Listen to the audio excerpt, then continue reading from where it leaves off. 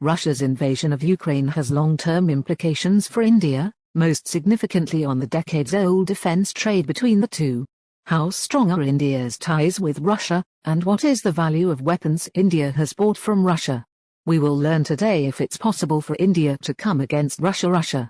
New Delhi has been trying to walk a fine line, negotiating its relationships with the United States and other Western nations on one side, and the historically deep and strategic ties with Russia on the other, even as its stand is becoming incrementally critical to Russia as its forces continue to fight in Ukrainian cities. India was reliant, almost solely on the British and other Western nations for its arms imports immediately after independence. But this dependence waned. And by the 1970s India was importing several weapons systems from the USSR, making it country's largest defense importer for decades when it came to both basic and sophisticated weapons systems.